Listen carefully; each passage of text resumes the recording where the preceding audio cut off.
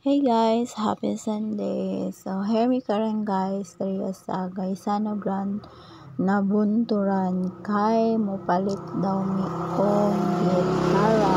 So actually cellphone yun ang datong amo ang gustong paliton, but we decide nga kanang unahon na lang sa namong palit ang gitara kay importante kaayni siya for prayer devotion namo every morning. So mo na siya karon guys nga naami din sa Gaisano Grand. So salamat sa Ginoo sa provision nga iyang gihatag, kay actually dugay na jud ako ni siyang gipangandoy guys. Although na ako gitara gyud nga ako nga giregalo pod sa ako but dili na nako to siya pwedeng kuhaon sa ako ang papa kay gigamit naman pod to niya for ministry dito sa bukid. So nangayo na lang pod ko og lain sa Ginoo nga magkaroon ko og bag-ong gitara, magkaroon mi og bag-ong gitara para na jud mi magamit for prayer devotion. So wala gyud pakyasa sa Ginoo guys, kay iya jud gihatag. Although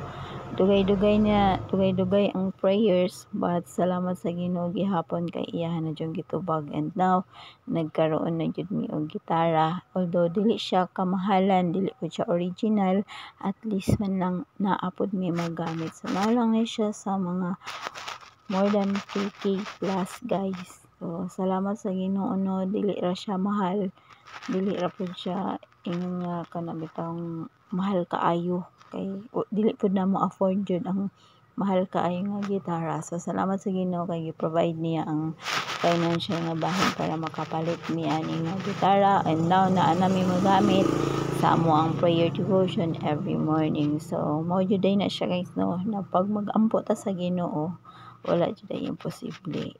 Even dugay-dugay man, pero pag consistent ta nga mag-pray na dili lang jud ta mohunong sa pag-pray, ihatag ra gyud ni Lord ang butang nga ato ang gipangayo sa iya ha.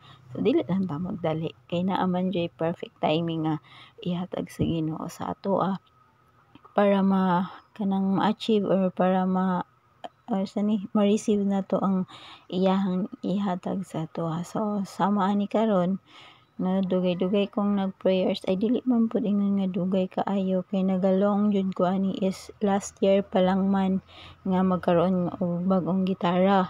So mo na karon gihatag ni gid sa Ginoo. So naa nami magamit guys para sa among prayer devotion. So mo lang na siya guys. Salamat sa Ginoo sa tanan, ang tanan dungog kahimayaan sa iya harag jud.